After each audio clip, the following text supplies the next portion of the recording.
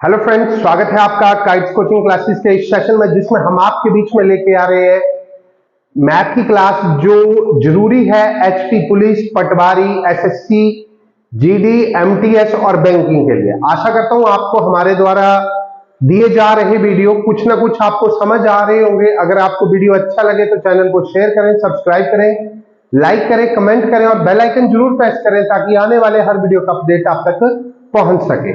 तो हमारा टॉपिक चला था परसेंटेज, और आज का हमारा क्वेश्चन है ए की आय बी की आय से 10% अधिक हो तो बी की आय ए की आय से कितना प्रतिशत कम है। तो दो व्यक्ति है ए और बी, क्या बोला गया है? ए की आय बी की आय से अधिक है, बी से अधिक है तो बी को मानता हूं मैं 100%। कितना अधिक है? 10%। तो ए कितना हो गया? 110%। क्लियर है? बी की आय ए की आय से कितना प्रतिशत कम है? तो देखो कितना कम है, 10% कम है। किससे? ए से। ए कितना है? ए है 110%। परसेंटेज निकालना है गुना 100। परसेंट से परसेंट कट गया, 0 से 0 सॉल्व करेंगे, 11 9 99, एक बच गया और बटे में 11। तो आपका आंसर क्या रहेगा? 9 से ही 1/11% क्या है? कम है। लिखेंगे नेक्स्ट क्वेश्चन सेम पिछले की तरह है। नीता की आय पायल की आय से 25% अधिक हो तो पायल की आय नीता की आय से कितना प्रतिशत कम है? तो दो व्यक्ति हैं, एक नीता है और एक पायल है। किसका अधिक है? पायल से अधिक है। किससे? पायल से। तो पायल को मानूंगा 100%। कितना अधिक है? 25 अधिक है, तो नीता होगी 125%। क्लियर है? पायल की आय नीता से कितना प्रतिशत कम है? तो पायल की आय नीता से 25% कम है। किससे? नीता से। नीता कितना? 125% है। परसेंटेज निकालना है गुना 100। परसेंट से परसेंट कट गया है ना, 25 से कम 25 पंजे और 5 20 पंजा 100। आंसर क्या आएगा? 20%। क्लियर हुआ? लिखेंगे इसमें सिमिलर है प्रीवियस की तरह। यदि ए की आय बी की आय से 20% कम हो तो बी की आय ए की आय से कितना प्रतिशत अधिक है? किससे कम है? ए की आय बी से कम है ना। तो ए और बी दो व्यक्ति है, किससे कम है? बी से कम है। तो बी मानता हूं 100%। कितना कम है? 20% कम है। तो माइनस कर दूंगा 20, तो ए की आय कितना रहेगी? 80% रहेगी। आगे पूछा बी की आय ए से कितना अधिक है? तो बी की आय ए से 20 अधिक है। किससे? ए से। तो ए बटे में जाएगा। परसेंटेज निकालना है गुना 100, 20 100 80। आपका आंसर आ गया 25%। क्लियर है? लिखो नेक्स्ट। नेक्स्ट क्वेश्चन है, यदि ए का 60% बराबर बी का 3/4 हो तो ए अनुपात बी ज्ञात करें।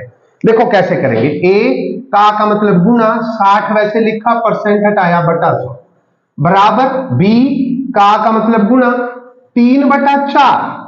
ठीक है। अब आपसे पूछा है ए अनुपात बी। ए अनुपात बी का मतलब क्या हुआ? ए बटा बी।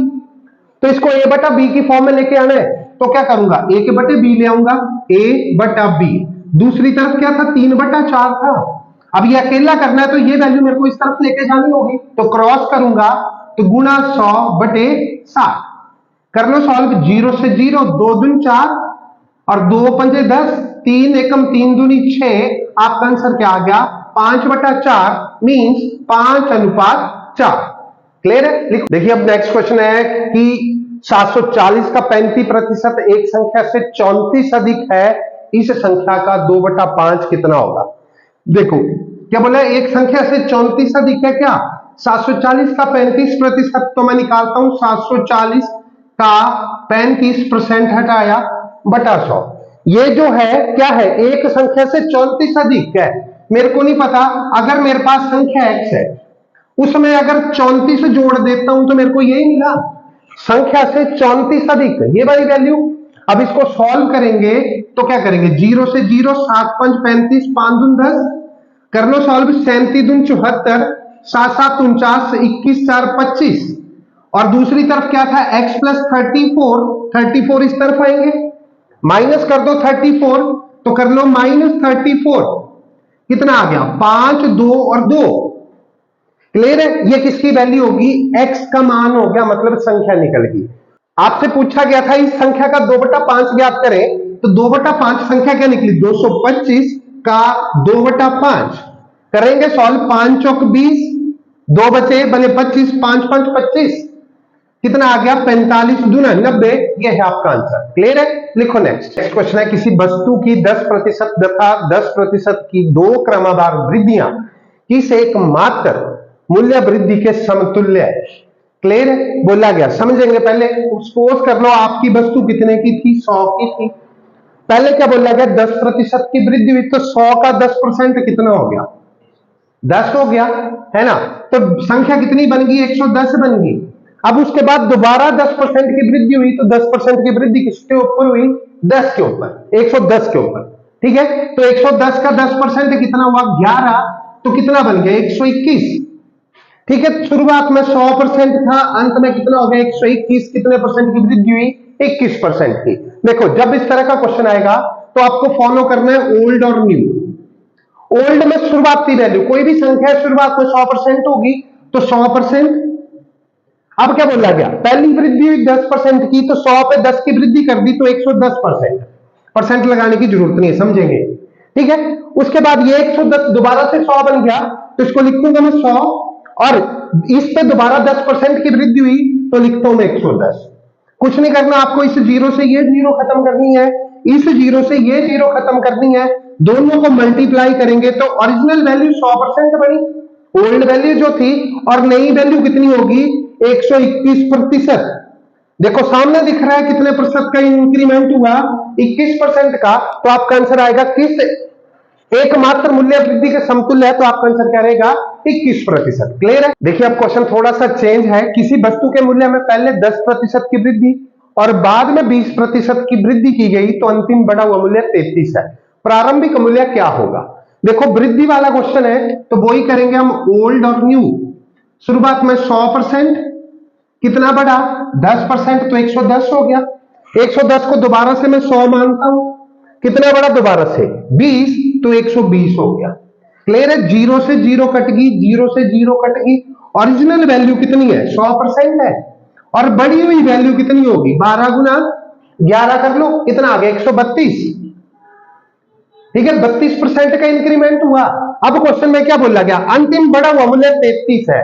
मीन्स टू से, है ना, अंतिम बढ़ा हुआ मूल्य जो 132% की वैल्यू इसकी गिवन है, ये वैल्यू कितनी होगी, 33 होगी। 1% निकालेंगे तो क्या हो जाएगा, 33/132। आपसे पूछा शुरुआत में वैल्यू, तो शुरुआत की 100% है, तो 1% निकालना, 100 निकालना है, तो गुना 100 कर लो। 11 दिए 33, 11 गुना 12 132। अब इसको सॉल्व करेंगे, 300/12 यही होगा। कर लो सॉल्व, 12 दून 24, 6 बच गए, और कितना बना 60, 12 पंजे 60। तो आपका ओरिजिनल आंसर क्या रहेगा, प्रारंभिक वैल्यू 25। क्लियर है? लिखो नेक्स्ट क्वेश्चन है, 20% वो 5% के दो क्रमवार बट्टे किस एकमात्र बट्टे के समतुल्य है। अब शब्द आया इसमें क्या, बट्टा। बट्टा क्या होता है, इंग्लिश में बोलते हैं इसे डिस्काउंट। ठीक है, डिस्काउंट मतलब आपको लेस करके मिला।